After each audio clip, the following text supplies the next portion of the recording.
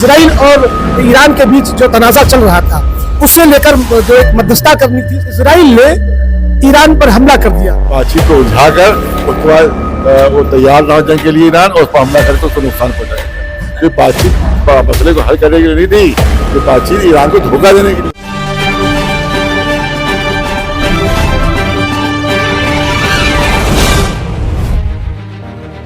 पर आज हमारे से खास शख्सियत है शिया धर्मगुरु मौलाना कल्बे जवाद नकवी साहब। इन दिनों इजराइल और ईरान के बीच जो तनाज़ा चल रहा है, जो तनातनी चल रही है, उस मसले पर हम बात करने के लिए मौजूद है। आपको बता दें कि 20 जून को सल्तनत ऑफ ओमान की तरफ से जो मध्यस्थता की गई थी, मस्कट में इस पर एक डिप्लोमेटिक टॉक होने वाली थी। ऐसे में इस डिप्लोमेटिक टॉक को वायोलेट करके इजराइल ने अचानक ईरान पर हमला कर दिया। इसे लेकर अमेरिका की क्या भूमिका है, इस पर हम चर्चा करेंगे और भारत की तरफ से क्या रुख रहेगा, इस पर हम चर्चा करेंगे। बहुत बहुत स्वागत है आपका। जिस तरह से इजराइल और ईरान के बीच जो तनाज़ा चल रहा था उसे लेकर जो एक मध्यस्थता करनी थी सल्तनत ऑफ ओमान को, इस पे 20 जून को टेबल टॉक होनी थी। इससे पहले ही इजराइल ने ईरान पर हमला कर दिया और अमेरिका के राष्ट्रपति डोनाल्ड ट्रंप ने ये ट्वीट किया था कि अगर ईरान न्यूक्लियर पावर को हासिल करने की जिद को छोड़ दे तो मामले को सुलझाया जा सकता है। क्या कहना? सवाल ये कि अभी जो बातचीत चल रही थी, बातचीत का कोई रिजल्ट नहीं निकला था, फिर बीच में हमला कैसे हुआ? इसका मतलब है कि बातचीत धोखा है, सिर्फ धोखा है कि बातचीत को उलझाकर उसके बाद वो तैयार ना हो जंग के लिए ईरान और उस पर हमला करके उसको नुकसान पहुंचाएगा।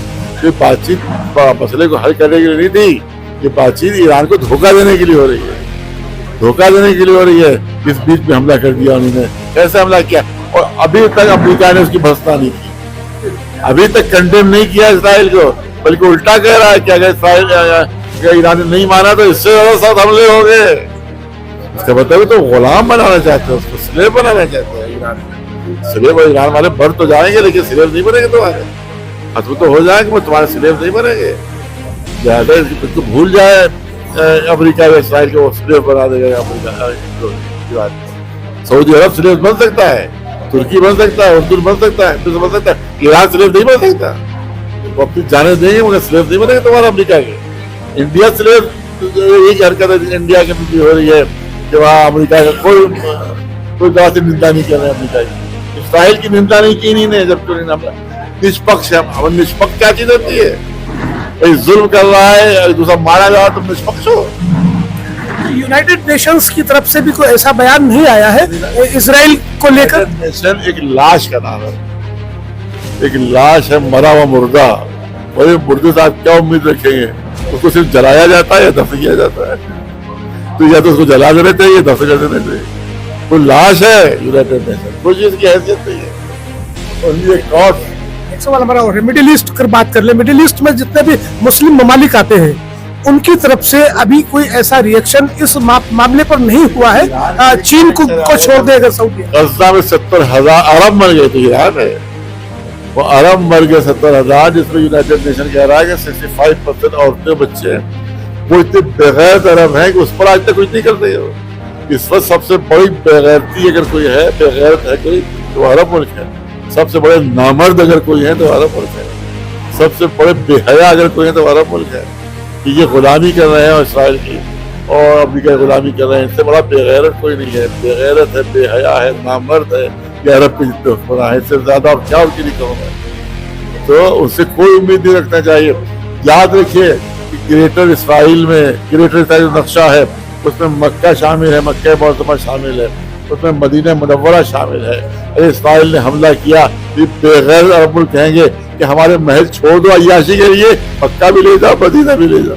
एक सवाल आखिरी भरा होगा, भारत की हम भूमिका की बात कर ले। अगर ये तनाज़ा बढ़ता है और ये जंग की शक्ल ले लेता है, ऐसे में चीन ने अपने मकसद को सीधा जाहिर कर दिया है, लेकिन भारत की भूमिका क्या होगी? क्योंकि भारत हमेशा से अमेरिका का दोस्त रहा है और इजराइल का साथ दिया अटल बिहारी वाजपेयी के बाद। देखिए, हमने पहले कहा कि अमेरिका के से ज्यादा कोई गद्दार दोस्त नहीं हो सकता। आज से नहीं कह रहे, जब सोनिया गांधी ने अमेरिका की हिमायत में वोट दिया था ईरान के अगेंस्ट, आज से 17-18 साल पहले मेरे घर के अंदर प्रेस कॉन्फ्रेंस थी, उस वक्त मैंने कहा था, बीजेपी का दूर दूर नामो निशान नहीं था, उस वक्त मैंने कहा था बहुत बड़ा धोखा खा रही हैं आप, इससे बड़ा कोई गद्दार दोस्त नहीं है, ये दोस्त बनकर दुश्मनी करता है, तबाह बर्बाद कर देता है, ये इसकी दोस्ती को भरोसा नहीं कीजिए। यही हाल इसराइल का है, इसराइल की दोस्ती को भरोसा नहीं कीजिए। हमने यही कहा कि हिंदुस्तान में जब से इसराइल एम्बेसी खुल गई तब से हिंदुस्तान में आतंकवाद आया, वरना इससे पहले आतंकवाद नहीं था। इसराइल आतंकवाद जन्मदाता है, वो आतंकवाद फैलाता है। तो इसमें हमारे मुल्क जो है, और दूसरी चीज ये है कि अत्याचार जहां पर हो वहां पर निष्पक्षता नहीं चलती है। आप यहाँ पर कोई बच्चा जबा हो रहा हो, आप वो फिर के हम निष्पक्ष हैं, हम न्यूट्रल हैं, तो जुल्म के खिलाफ निष्पक्षता नहीं चलती है। जुल्म के खिलाफ आपको जालिम की निंदा करना होती है और मजलूम के साथ देना होता है। आप निष्पक्ष है, इसका मतलब है आप जालिम के साथ ही है। आखिरी कमेंट हमारा, अगर ये युद्ध की शक्ल में बदल जाता है तो प्रधानमंत्री नरेंद्र मोदी की का जो एक पॉलिसी है, इंटरनेशनल पॉलिसी की बात करें, विदेश नीति की बात करें, तो इस मसले पर क्या प्रधानमंत्री से आप अपील करेंगे हिंदुस्तान के अवाम की तरफ से कि एक डिप्लोमेटिक रास्ता प्रधानमंत्री को अपनाना चाहिए? देखिए, हाँ बिल्कुल, उनको चाहिए कि इसराइल की भर्त्सना हो, इसराइल के खिलाफ कार्रवाई होना चाहिए, उसने जितना बड़ा नुकसान पहुंचाया वहां के ऊपर। अमेरिका की भर्त्सना होना चाहिए और उसके बाद उसकी निंदा होना चाहिए कि जो उसने इस तरह धोखा दिया है कि बातचीत अमेरिकी चल रही है, उसमें आपने हमला करवा दिया इसराइल। तो इसको बिल्कुल एक खुला स्टैंड लेना चाहिए, बिल्कुल खुला स्टैंड लेना चाहिए, जुल्म के खिलाफ हो और मजलूम की हिमायत में, ये स्टैंड होता है। निष्पक्षता कोई मानी नहीं होते जब जुल्म किसी पर हो रहा हो। चलिए, बहुत बहुत शुक्रिया हमसे बात करने के लिए। हमारे साथ थे कल्बे जवाद साहब, शिया धर्मगुरु, जिन्होंने अपने हमारे तमाम सवालों का जवाब बेबाकी से दिया। फिलहाल ईरान और इजराइल के बीच जो तनाजा शुरू हुआ है उसे किस अंजाम तक ले जाया जाएगा, इस पर अभी चर्चा करना बाकी है। भारत की भूमिका क्या होगी इस मसले को लेकर, क्या भारत इजराइल के साथ जाएगा क्योंकि अमेरिका का दोस्त है, या फिर भारत एक निष्पक्ष भूमिका में रहेगा, एक डिप्लोमेटिक रास्ता अपनाएगा इस मसले को लेकर। फिलहाल के लिए बने रहे न्यूज अड्डा के साथ, देखते रहे हमारी हर खबर को। चैनल को सब्सक्राइब करें, लाइक करें, कमेंट करें, कमेंट बॉक्स में अपनी राय जरूर दें। न्यूज अड्डा तक से पहुंचने वाली खबरें आपको कैसी लगती है? देखते रहे न्यूज अड्डा। नमस्कार।